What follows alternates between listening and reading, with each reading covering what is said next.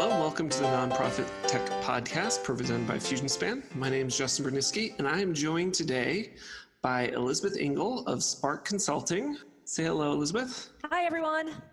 And Shelly Alcorn of Alcorn Associate Management Consulting. Say hi, Shelly. Hey, nice to be here. Thanks for having us. So I have them on today because they just came out this very interesting white paper, Blockchain for Associations, Separating the Hype from the Promise. And so it's blockchain, I think, is such a fascinating topic and is so big, but it's been around for a while. So Elizabeth, high level, can you kind of talk about what is blockchain? And is it just a database that doesn't let you delete? Fundamentally, yes. Fundamentally, blockchain is just another type of a ledger-style database. And this is a quote from a white paper that we ourselves reference in our own white paper, but it allows, quote, mutually mistrusting entities to exchange financial value and interact without relying on a trusted third party.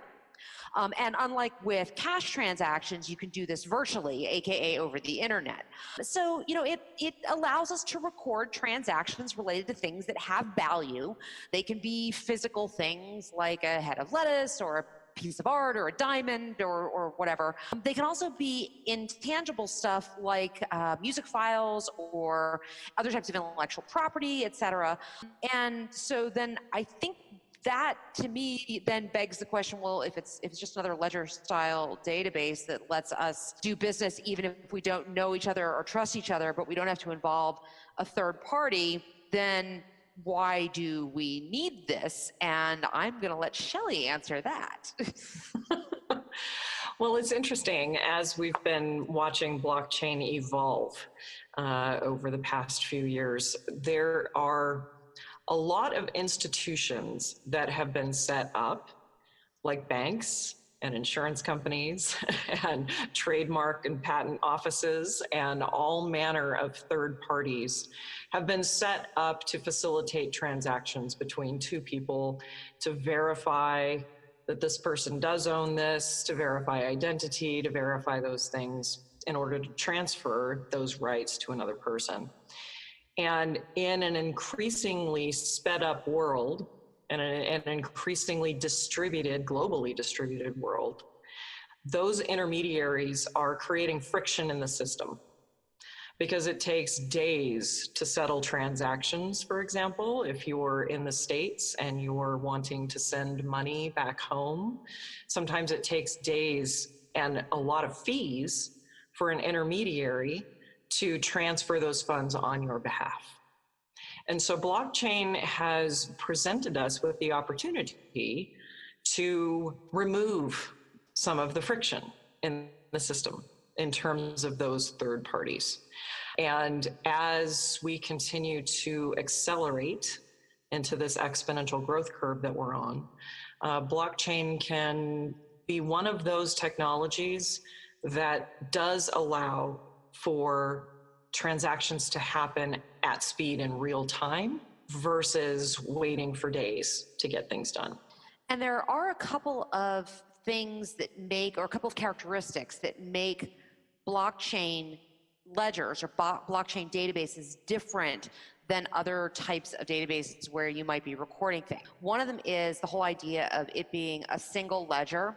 So normally, if we're doing any type of transactions, you would have a ledger, and I would have a ledger, and I don't know what's in your ledger, and you don't know what's in my ledger, and we're all keeping our own records, and all of that is hidden, and that's part of what lets people get away with cheating each other if there's not some neutral third party kind of keeping an eye on the transactions to make sure nobody's behaving in a shady manner.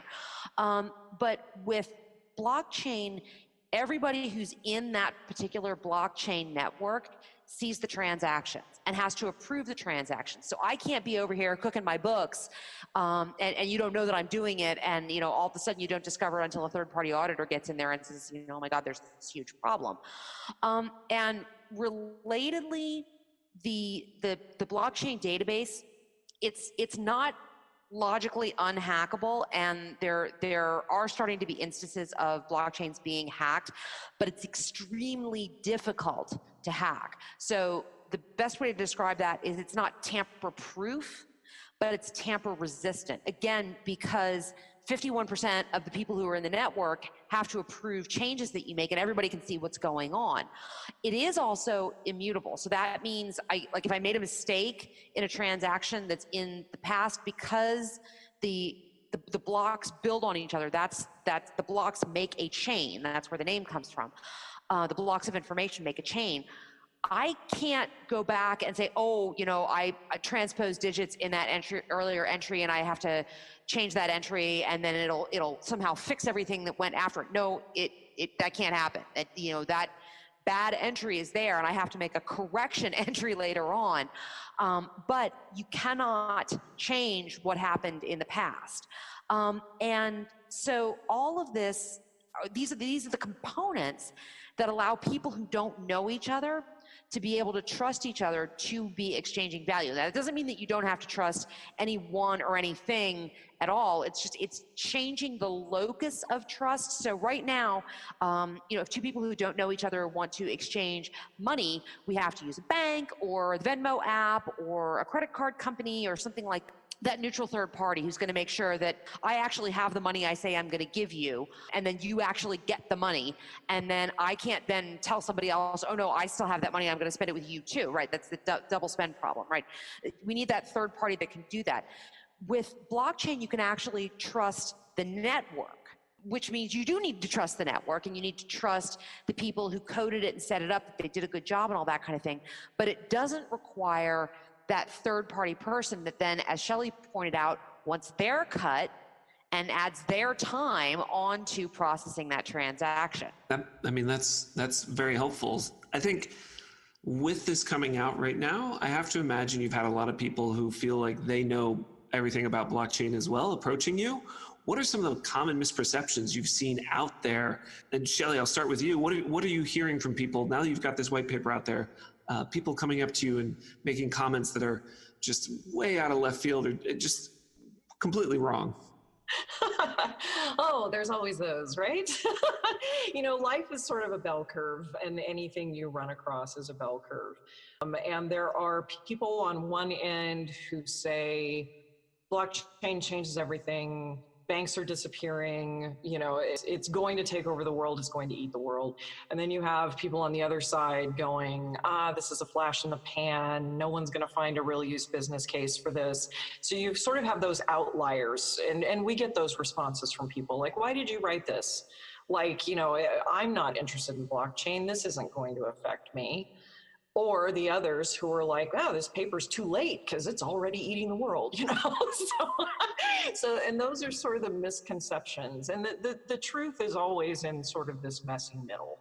And, our message to people is, no, blockchain may not affect you today, but one of the reasons why we wrote the paper, it is the fact that blockchain has matured enough with sample use cases that are playing out in various parts of our economy, such as education, such as banking, such as insurance, and manufacturing, supply chains. And so these real world use business cases are really starting to demonstrate the reach that blockchain could potentially have. So, aside from it's brilliant, it's perfect, it will lead to a utopian society, and the other side of the coin,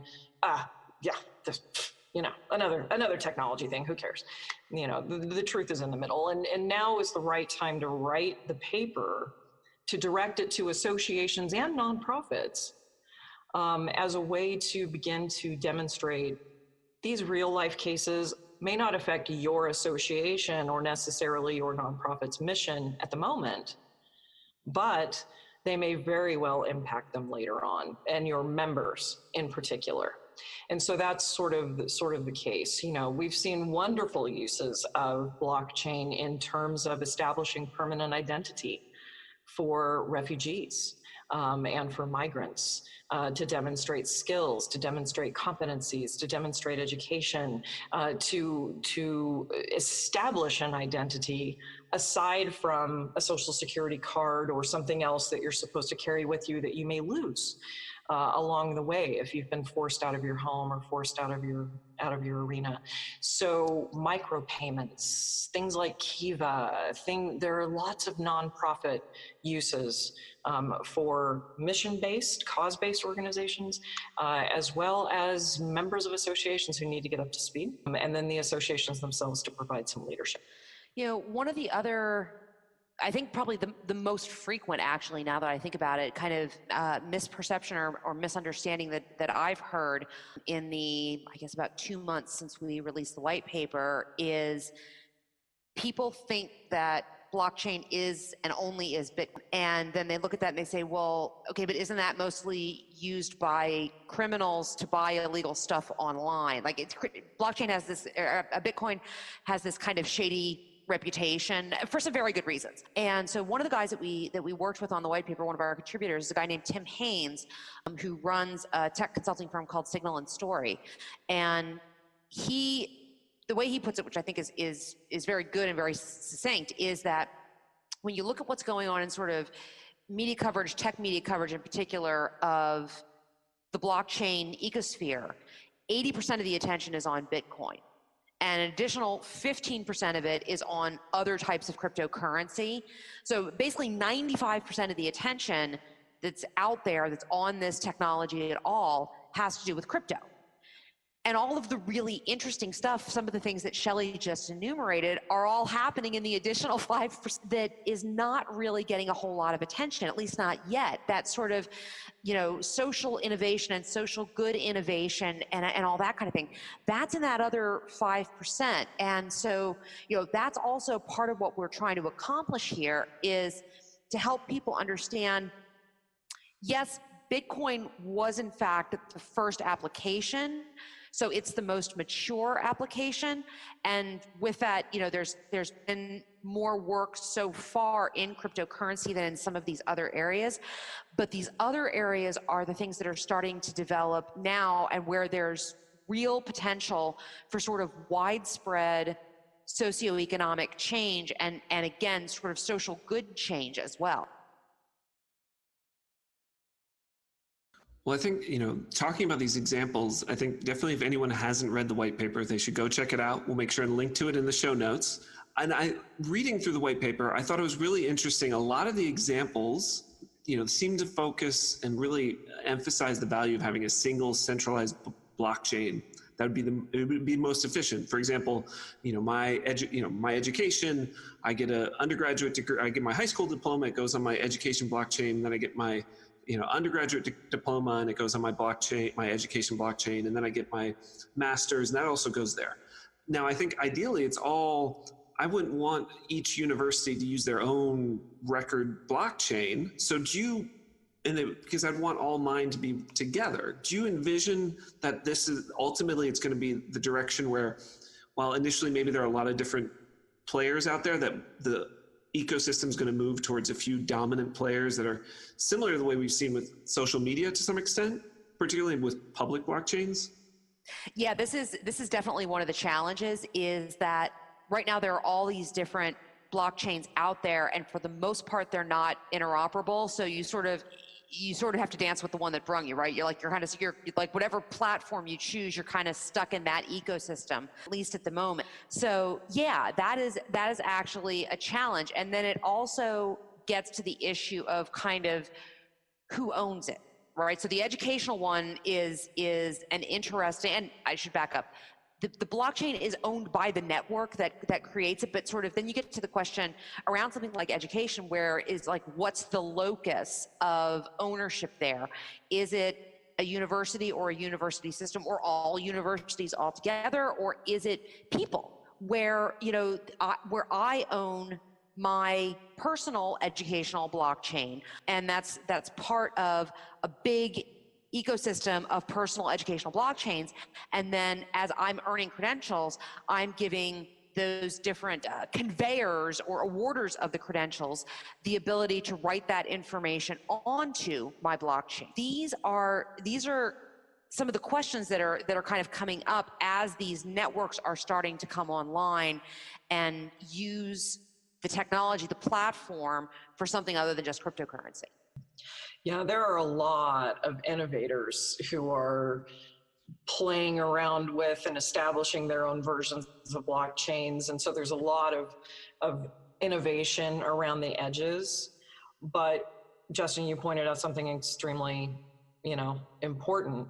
And that is that eventually, yes, I believe there will be some single players that become dominant in terms of whether it's, API interoperability or whatever it happens to be, but there's going to be some amount of standardization. Education is a good example. Financial transactions and real estate is another example. If governments begin to use blockchain as they've proposed in a number of different countries to track birth records and death records and adoption records and sort of establishing identity, that in a globalized system, eventually those things have to be portable. They have to go with you regardless of what nation state you live in or originated from, et cetera, et cetera. So yes, I believe that even though lots of people are playing right now, that eventually those things will start to coalesce, especially if systemically it begins to wrap around an individual's life. And at that point, the stakes become very high. The stakes in the scenario that we lay out in the very beginning, as far as how you conduct yourself and how you live your life and how you navigate through educational, financial, systems. It's going to be interesting to see how that works and how that happens. And I think eventually standardization, or at least API functionability or interoperability or something, will be necessary. And I will say, if this is an issue that you as the listener of this podcast are particularly concerned about, there are two places I would really pay attention. One is IBM.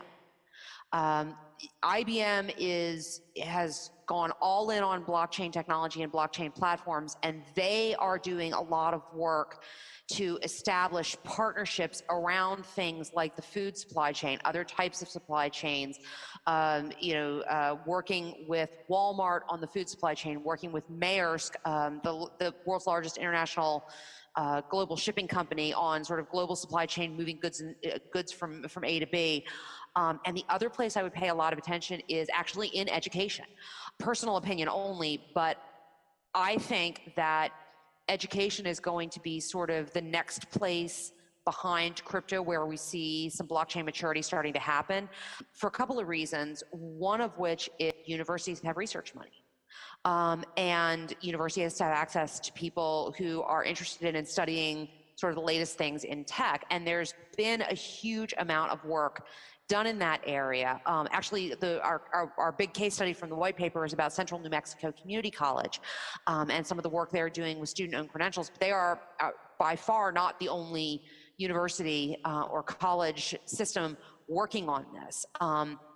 And so there are a lot of really good coalitions out there in the sort of post-secondary education space that are trying to figure this out. I think that's so fascinating to see how this is going to evolve over time and see how things change. So, and I think, one of the challenges understanding blockchain is a lot of times I think people just think, they only talk about blockchain, but my understanding is there's really different levels. So like similar to a SQL database, where you have the SQL database and then you have the user interface that most people will interact with.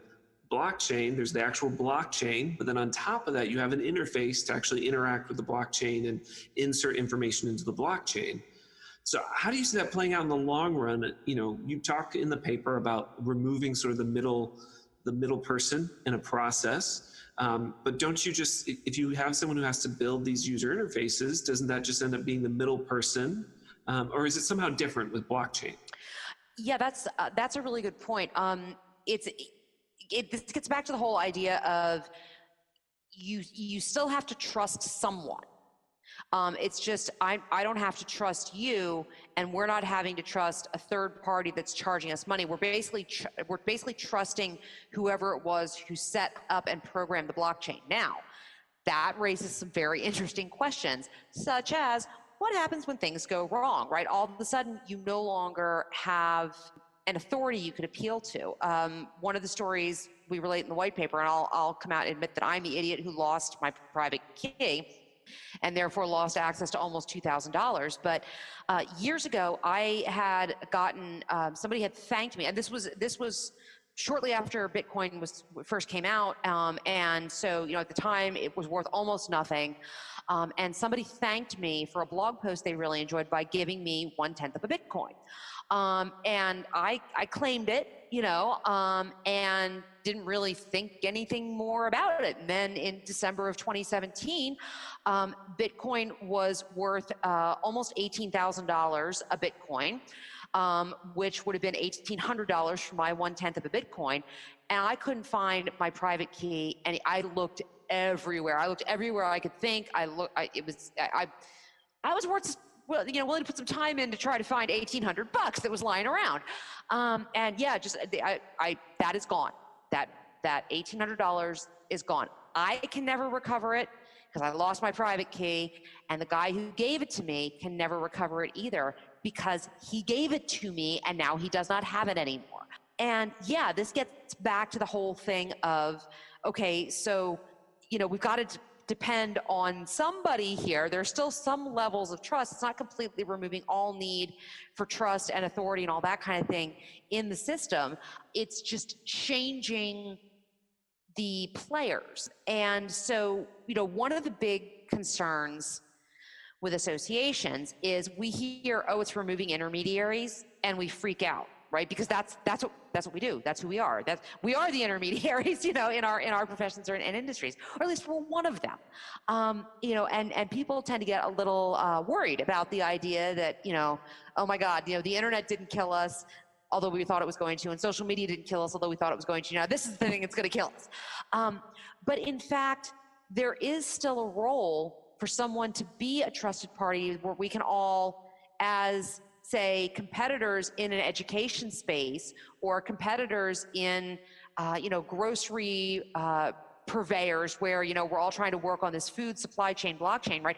We're all competitors, but we want to use blockchain, so we have to trust somebody to set it up for us properly so that it functions and you don't end up in a situation where you've lost $1,800 and you can't get it back. Which is just, my heart just breaks for you on that one. My own stupid fault. Lessons learned. If only I had known. But that kind of brings us to, sort of the concept of, the third party is sort of transforming into the Wizard of Oz behind the curtain in a way.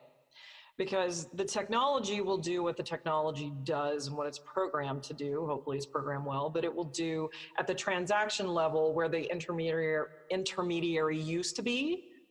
It removes that, but it puts it one step removed, where there will have to be some amount of dispute resolution, technology resolution, those sorts of things. But that's sort of the underneath. That's where the trust is going to shift a bit.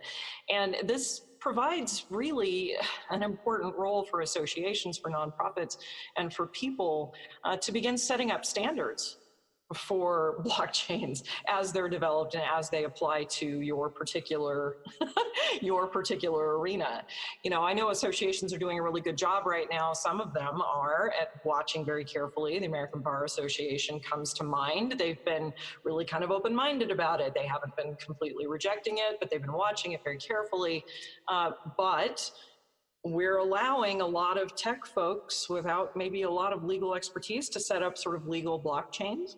And I think, it may be time to talk about setting up those approved standards for blockchain innovators and creators to follow when they're working with these different industries and professions. And I don't think that that's something that associations or nonprofits should be setting aside or outsourcing to another person, or just assuming that the tech wizards are going to figure it all out and we don't have to worry about it, we'll just use the product.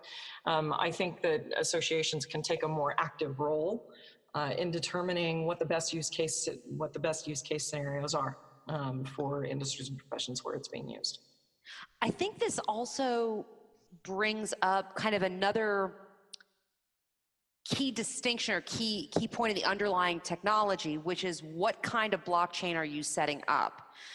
So there's private blockchains and there's public blockchains, and generally speaking, private blockchains use, like, how do you decide who gets to join it? It's something called proof of stake. Public blockchains, how do you decide who gets to join it? It's proof of work. So Bitcoin is a proof of work public blockchain. That means anybody in the world with a computer that's connected to the internet, or actually any device that's connected to the internet, can join the Bitcoin network. And how do you go about getting yourself a Bitcoin? Well, it's proof of work, right? I do the work to solve, Bitcoin is basically creating the encryption plane while they fly it.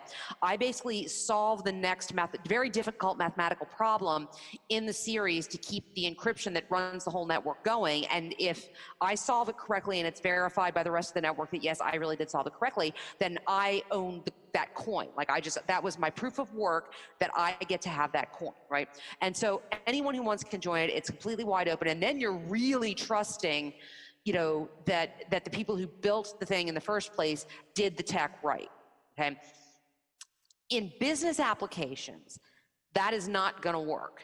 The business applications of Bitcoin, a blockchain, business applications of blockchain are 100%, at least so far, private proof of stake blockchains. What that means is I know all the players. I might not trust them, but I know all the players who are in the network with me. And they've basically offered some sort of a hostage to ensure that they behave correctly. That's their proof of stake. You buy into this particular blockchain network, and if you break the rules, however it is that we in the group have decided to set the rules up for how this thing is going to work, you forfeit your stake. And again, you give something of value that is held hostage to ensure your good behavior within our network. I mean, yeah, there's so many levels of questions here. I think particularly thinking around standards, reading through the white paper, one of the things that stood out to me is there's an opportunity for transparency, but so much of what the United States was founded on was the idea of privacy, and the idea that you'd have that privacy to some extent. How are you seeing blockchain in a lot of ways? Once you're kind of in, it's there. You can't oh, you know what? Actually, I don't want you to have that information anymore. Let me take that. Oh, I can't take it back per se. So how do you speak to people who, with that concern of privacy? How do you address that aspect of a public blockchain in particular? That's a really great question. And it was something that I was really concerned about when I first heard about blockchain and I first started doing the research. And actually, counterintuitively, it turns out that we may actually have more privacy with a blockchain than we have right now, with the amount of data that Google and Facebook and LinkedIn is just hoovering up from us with every purchase we make on Amazon. I bought a book recently on Amazon and I had a Google ad show up in my Facebook stream on another recommended book on the topic. And it was just like, okay, this is enough. But one thing that is interesting about the blockchain is many of them are being created with user permission to view. So you actually, as the user, control who you let see your particular transaction history. And you do that because you want to facilitate the next transaction versus all of the transactions that you've done. So even though it's a public blockchain in terms of things like supply chains and purchases and all of these things, actually the users themselves can not only give permission for people to see their data, but they can also monetize their data directly back to themselves. Right now, Facebook makes the money on my data. They use it, they sell it to marketers, they do whatever they want, and they're the ones making the money off of my private data. If the situation were reversed and Facebook was sort of a social blockchain, if an advertiser wanted to know what I typically read on Amazon, I could sell them that information. It's like, okay, you give me $100 and I'll give you access to my purchase history on this, that, or the other thing. And so oddly enough, even with the idea of a public blockchain that you are you and you are identifiable, really that responsibility actually rests with the user. Now, is that going to be completely unhackable, or is that going to be completely bulletproof? Is that going to be, subject to all manner of weaseling? Who knows? It's still kind of the Wild West a little bit. But I actually am less concerned about privacy issues with blockchain than I am with privacy issues with all of the other services that we use on the daily and just assume that this is just the way life is. And interestingly, with one of the things about public blockchains is what they're preserving even more than privacy is anonymity. And so, if were I to set up an account with Bitcoin and get going, or any of the cryptocurrencies, there would be no way to tie my account there back to who I am as a real person, which is part of the reason it was so popular to be used to buy stuff that was illegal, because I could buy it and you could never figure out who it was that actually bought the thing that I was, drugs or whatever it was that I wasn't supposed to have. And so, and as Shelly points out, you get as a user, you get extremely granular control over your data. So not only is the thing of, I can give you access to my purchase history, it's, I can show you that I purchased this one thing, and that's all you get to see. You don't get to see any of the rest of it, only that I purchased this one thing.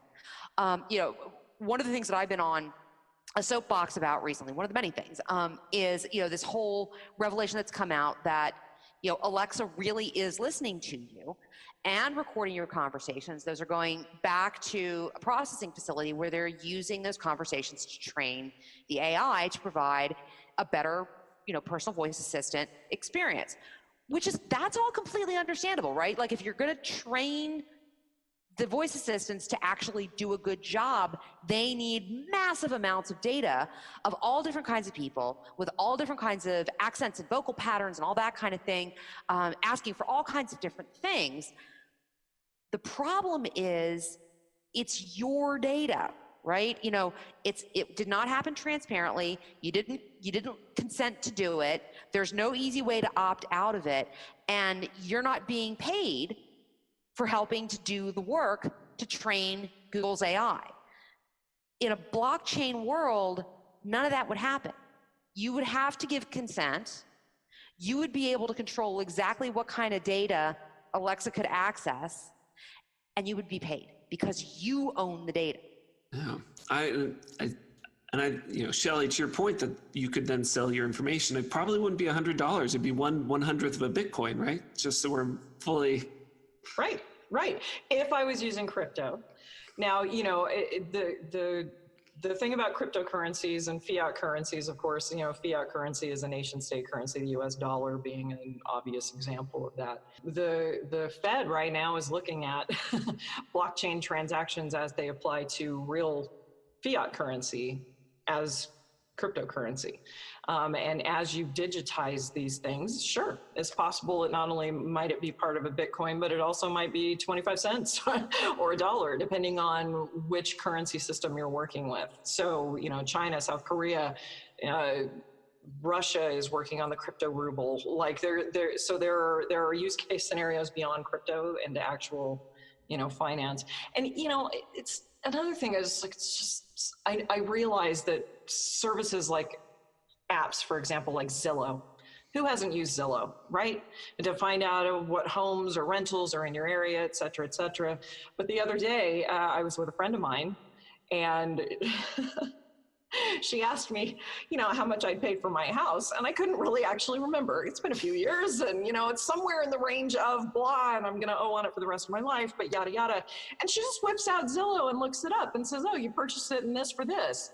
And I just sat there and went, oh, ow, like that hurt. Like I know it's a public record and whatnot and so on, but it was like, man, if those real estate transactions were done in a, public manner, but an anonymous kind of manner, et cetera, I might have less information out there circling around about those sorts of things. So, it's interesting. It's going to be really interesting to see how this plays out. Well, thank you both. This has been a really fascinating conversation, and hopefully we've piqued everyone's interest, and they should definitely download the white paper and read it. But if they have any other questions or things they want to learn, what next steps, Elizabeth, what next steps would you recommend people consider taking? The first thing that I would say is MIT has a terrific free e-newsletter that's entirely about blockchain called Chain Letter, and the link to sign up for it is in the white paper. If this topic is at all of interest to you, sign up for Chain Letter and start getting it. And the other thing that I would say is, again, IBM has really gone all in on this, and they have a tremendous amount of free resources, including like sandboxes and all that kind of stuff. Go check out IBM's resources on blockchain. And again, they're linked in the white paper. They have everything from sort of some really interesting, very high level reports that are kind of more for executives, or things that you could share with your board of directors, which I think Shelly's probably going to talk about in a minute, all the way down to like developer tools, so you could sort of get the full range there. Shelly, anything else you want to add to that list? And I guess I should throw out there, my brother would be mad at me. He has a book, actually. My brother, Christopher Bernisky, wrote a book on crypto assets. So you should definitely keep it in the fam, man. Yeah. So I'm a little biased, but it's called Crypto Assets: The Innovative Investor's Guide to Bitcoin and Beyond. If you want something else that's obviously more focused on the crypto side, but he really feels like they call it crypto assets as opposed to cryptocurrencies, because he feels like it is more than just a currency. So, but yeah, Shelly, anything? And Shelly, Shelly, did you want to talk a little bit about sort of the whole thing with getting your board ready for this? Yeah, the final message we want to leave is that your association, your nonprofit, your board of directors needs to start reading up on this. They need to start thinking and asking their members about what impact blockchain's having on their members. You would be surprised what your members will tell you when you ask them the question about things that you think are worthless and meaningless to them. So start asking them questions and start looking through, establish a futures task force. And if you want to get a really good high-level look, our bibliography is extensive in this white paper, but the book Blockchain Revolution by Dan Tapscott, Don Tapscott, is the best place to start. It has TED Talks, has the book. It's a quick, easy layman's read. And for a single source to really kind of start wrapping your head around it, that was the book that introduced me to these topics, and I think that it is a really good book.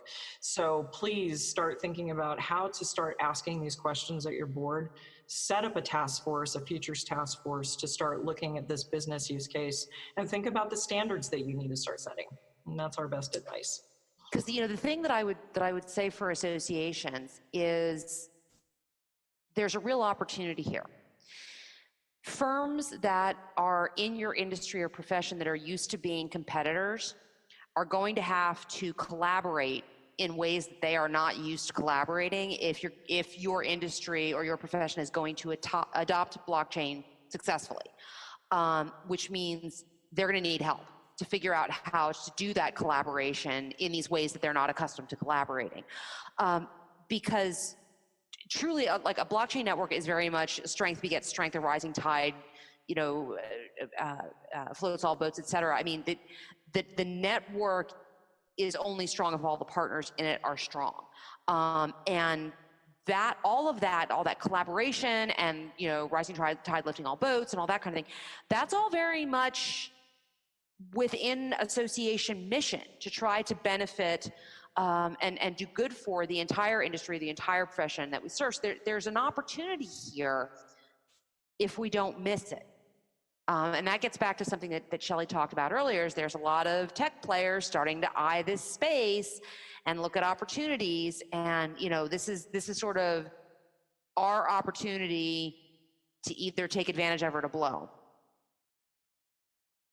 Well, thank you both so much. If someone is not Google or Facebook, if they want to find you on the World Wide Web on any other topics, where can we find you all online?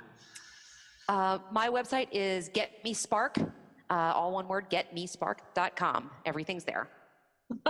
And you can find me at alcornassociates.com or at the Association Forecast blog. All right, wonderful. Well, thank you both, and thank you so much for being on the podcast today. And I'm sure we'll see more great stuff from you in the future. Thanks Thanks Justin. for having us.